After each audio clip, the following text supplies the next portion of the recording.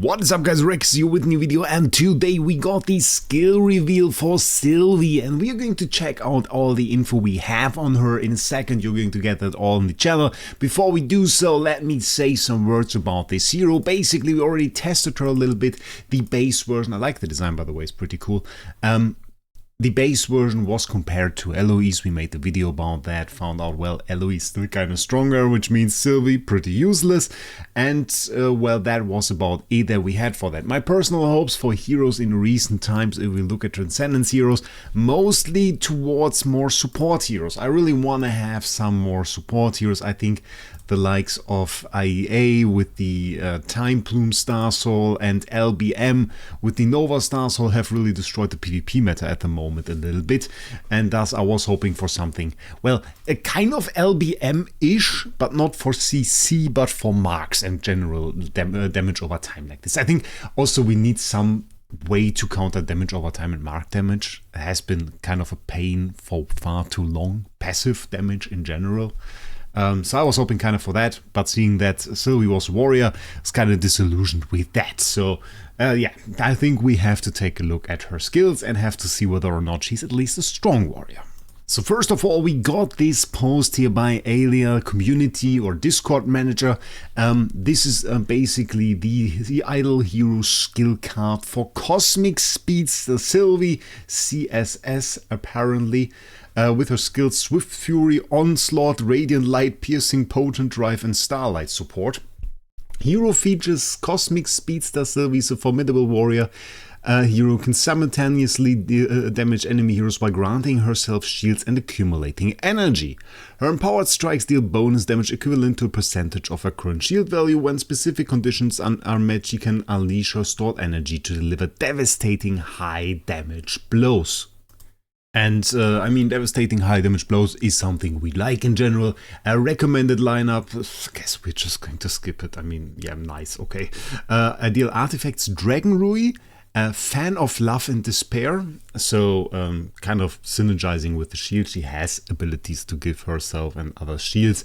So that is the reason we see Fan in there.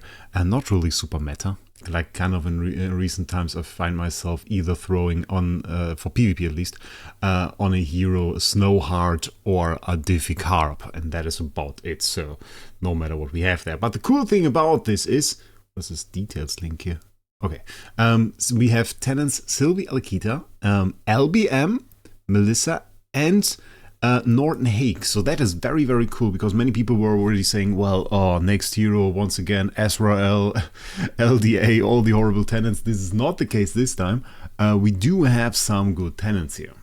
So for Transcendence tenants, LBM, we are fairly well equipped on my account. And then for, then we also have King of Bismarck, Norton Haig, and we have pretty good equipment there as well. So that should be fairly good. Only problem really for me on this hero is, well, I don't really have a copy. You already saw it right here. The B tier copy that we have over here, I think that we summoned ourselves, is kind of the best copy that I own. And when we take a look at the auction house, there is a little bit of a problem in that, well, wait, let me filter here. And let me filter here, that is rather impressive. That is even more insane. Yeah, there are 3 copies over here. And there is a B+, and then there is for a long time very much so nothing, and then we come to an S tier, and I mean, like, it's the only S tier I ever sold, so I get the price.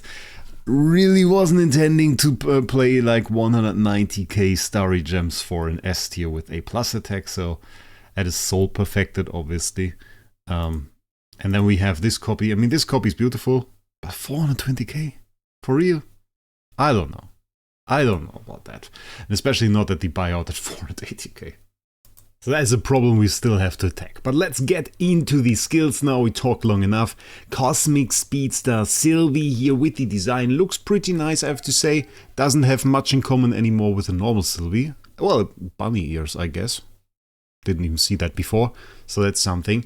And then we have the active skill. Swift Fury Onslaught deals attack damage to backline enemies several times, and keep in mind, in those skill reveals they don't tell you how often. They will kind of leave out the numbers. Has the reason in that they a long time ago, in the galaxy far, far away, no, that isn't the case, EOS, base form EOS, was actually nerfed in between the reveal of her skills on the stats, on the, like, with a similar picture, and the release itself. And they didn't want to do that again, so now they just released this picture without these skills, and we get to, without the numbers, and we get, for the first time, get to see it in-game then. So, deals attack damage to backline enemies several times, cool. Each attack grants all allies a shield equal to a certain percentage of attack, which I think is pretty cool. I think in recent times with HHA gone and Ferric Investor not really being better, we kind of lacked a shield-giving hero for PvP. We kind of had Wukong a little bit, but that's not super effective, so having a little bit more shield is pretty cool. And then we have, afterwards, there is a chance to inflict taunt confrontation on backline enemies for several rounds. And I thought this was pretty interesting, because in recent times when we got taunt on a hero, it was usually base taunt, like normal taunt control effect. All of the taunted heroes will compulsively target the taunt caster. We got that on like Gagi, which I always hated. We got that, for example, on HHA on the core as well. It's all just the normal taunt, and that was rather annoying because we have an upgraded version of taunt. As you know, there are transcendence versions of CC effect, Silence Gag Order, for example. And there is also a taunt upgraded version. We actually saw that first on Mockman, and I think afterwards never again, which I thought was kind of a disappointment, because the taunt that we got here, Taunt Confrontation, actually a really nice skill. Active skills and basic of heroes inflicted with taunt confrontation and compulsively target the taunt caster, and this control effect also reduces the affected hero's all damage dealt by 33%. So I thought, okay, that's pretty great, because, well, the heroes inflicted with that, they will deal less damage to you, and so the hero that is attacked by the taunted enemies will survive a little bit longer. And I kind of always thought, well, when you have that on Gagi, if he gets hit by heroes that can hit quite hard, then he kind of tends to die. So having the upgraded taunt would have been nice. We seem to get that now on Sylvie, so that's cool. And then we have that on the backline. So with the active skill, we only get it on the backline, which is, well, kind of sad if we think about it. Many people run IEA, for example, in slot 1 or slot 2. And having her taunted would have been really, really nice, because, well, then it would have taken a ton of damage away from the enemy. But something like LBM could be in back row. The question is, of course, do you have enough CC on your team to kind of get the LBM energy drained and then inflict the taunt? But you could probably achieve that by running Wukong together with that, which they actually recommend, I guess. And then you would just have Wukong CC the enemies at the beginning of the fight, and then you could run her, let her do an active skill and taunt the enemies in the back row, and then the enemy would have limited possibility to remove that. Well, other than PDE, really, which, I mean, PDE would immediately remove these taunt from 2 out of the maximum 4 heroes that it could be inflicted on by inflicting it on the back row. So that is, yeah, a little bit disappointing, but that's the thing. Each time taunt confrontation is successfully inflicted on certain enemies, additionally increase self all damage reduction and holy damage. I learned to like heroes that increase their own all damage reduction. I had that on IHP. IHP has a skill that does that, and it's pretty cool. Honestly, pretty cool. You noticeably get a very tanky hero over time, and I kind of played into that as well. I want to get the body perfection on my X tier IHP, so that could be pretty cool. Maybe for her interesting as well. If you get an X tier Sylvie, then you could get, well, body perfection and probably get some nice buffs out of that. Taunt, we already know that. It's always interesting, they keep this open for this effect, how much they really reduce the all damage dealt, but probably will be 33%, I reckon. Basic attack deals attack damage to frontline enemies and inflicts extra damage equal to a certain percentage of self-shield value, which I think is a cool mechanic, and every time we have a cool mechanic like this, where you kind of think, well, how can I get the shield value super high so that I get an enormous amount of damage out of it? It says has cap, and then in the final skill text you read cap of 1500% of attack value. You're like, yeah, then just give me a skill that does 1500% of attack value, because why make it complicated? Yeah, those caps are annoying. Those caps are really annoying. I bet it's going to be a low cap. It's going to be something like 1500%, I reckon. Even if it's 5000%, it's probably not going to be a lot better. This inflicts taunt confrontation on the front row. So really the basic attack is pretty cool. Maybe worth running her with just like a basic for the start. Maybe also the reason they recommend Rui for this. because warriors in itself, they don't really have too much control precision and CI offset from the star spawns and treasure train, so makes it a little bit easier when you have Rui to inflict taunt confrontation. You could kind of then go, just let her do a basic on turn 1, let her be fast and taunt the front row, and then you would maybe have a chance to get like the IEA, kill her and have her just hit our Sylvie, which would be pretty nice, but yeah, we'll have to see about that. So nice basic attack, and what we are missing on all of those are of course the tree effects, so the sublimations. Those are still missing, and those can change a lot. Those can change the amount of enemies we target. Those can, for example, also change whether the active skill might just inflict taunt on the front row too. Maybe this will be the case, we'll see. Each time Self gains a shield, only one shield is counted if multiple shields are gained from the same skill. Grant Self layers of Assault Impetus. Assault Impetus skill effect. Each layer of Assault Impetus increases Self attack and damage reduction, stackable up to certain layers. So that will be interesting how many layers we can get there. Sources of shield, I mean, we do have with Wukong, HHA, Fairy Queen Vessa would be a source of shield. Mystic Fairy Freya can give you shields, and probably some heroes with DT that I just don't know at the moment. But yeah, that's probably very easy to get shields from MFF for this, if you really want to get those. I'm not too sure. We have to see how effective this is. Attack is pretty nice. Damage reduction is decent, I guess. Not too insane. It's nice to get some extra buffs here though. Buffs in general, if your hero gets a lot of buffs, that's often quite good.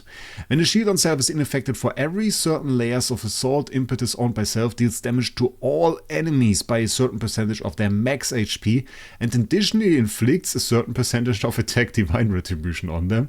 Afterwards removes all Assault Impetus from Self. And with that, ladies and gentlemen, I just want to let you guys know that this hero will be absolute hell in Void Campaign. So as soon as this hero gets introduced as an enemy in Void Campaign, you will have a hero that as soon as she gets shield in any way, she will basically nuke your team, and can do so through Unbending Will because she has Divine Retribution. So yeah, not really looking forward to that, though then again Divine Retribution shouldn't be super effective. I'm just thinking about that. Divine Retribution scales from attack, it doesn't scale from holy damage, and usually the way enemies in Void Campaign deal damage to you is by a rather low amount of attack and a ginormous amount of holy damage. The reason for that in itself is that attack skill effects a while back turned out to be way too strong. This was the case when Tix was actually introduced. And he is one of the heroes, or the hero that probably broke the game the most at the time, because he was able to clear all the content tower, which was deemed impossible at the time. All of that was clearable with Tix, for the simple reason that enemies had fairly high attack, more than your heroes, and what he does is he hits 4 random enemies and steals 25% of attack from them. And he can also swap attack, and all of that led to him getting a pretty high amount of attack and being able to nuke himself through the enemy rounds. And to stop such effects from happening, because we have of course multiple heroes right now that could profit from this as well and can do similar stuff, I just want to remind you of the attack steal here in LFA's active, steals 30% of attack, and we have other ways like this as well. And thus they kind of wanted to do something against that, and now the way it really works is we have a low amount of attack, we have a high amount of holy damage. You can't steal the holy damage. There is no effect that steals holy damage. If there was, the game would be broken immediately, and that is the reason why those enemies deal damage despite having low attack. But the way Divine Retribution works, and we should have a description right here, this effect does not land in crits, and its damage effect is fixed, which cannot be reduced or increased by attributes or skill effects. And attributes would be holy damage. So usually this should scale just with the base attack of a hero, which is still a pretty strong amount, but probably not quite as devastating as when the hero would have just attack and not base damage based on holy damage.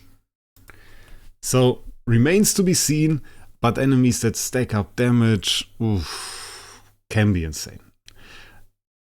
But then again, at least it scales up on our max HP and not her max HP, so maybe she isn't too insane. That might still be annoying. I sure hope I'm wrong and she's not the next pain that we got there, because in recent times many of those enemies really turn out to be quite a pain. CSG, for example, really annoying enemy in Void campaign. So yeah, stuff like that we don't really need. I have enough with like Wraec and Homesiang. That is sufficient demotivation for me to not do Void campaign. Starlight support. At the end of each round, if Self has no shield, increases Self damage reduction and control immunity for several rounds. Afterward, Self gains a shield equal to a certain percentage of attack. So Self shield gain is pretty nice. We have that on Wukong as well. Self shield gain, of course, also a nice function together with Fan. Is interesting to see what would happen if you have a Fan equipped. If this skill would trigger first or the Fan would trigger first. So if you would get an attack buff or if you would get the damage reduction buff with the Fan. That depends on the order those trigger. I'm not quite sure actually at the moment in which order that would happen. But you can kind of control it a little bit, I guess. So we have either damage and control immunity, which is nice, the control immunity especially, or we have an attack increase. An attack increase is always great, plus we have the shield there. Grants a shield equal to a certain percentage of attack and Protector's Oath on random allies without Protector's Oath. When a shield on an ally is ineffective, Protector's Oath becomes ineffective as well. So she basically will shield at the end of each round all allies that have no shield. That is what it says here, because Protector's Oath is lost when the shield is gone. So everybody that doesn't have a shield from her, we should say, from her, they can still have a shield from somebody else.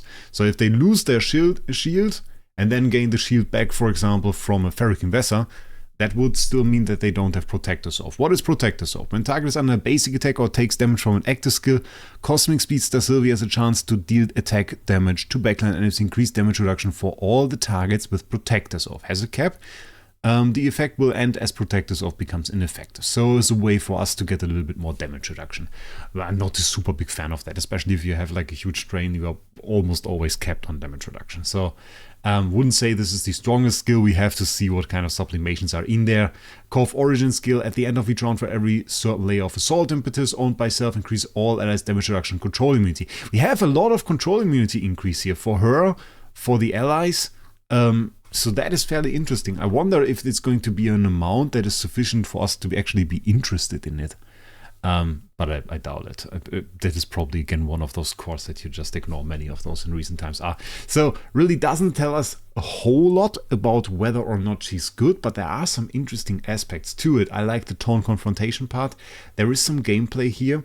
I like that we have Mass Divine Retribution. We have a little bit of Divine Retribution nuke for PvP, which is fairly cool.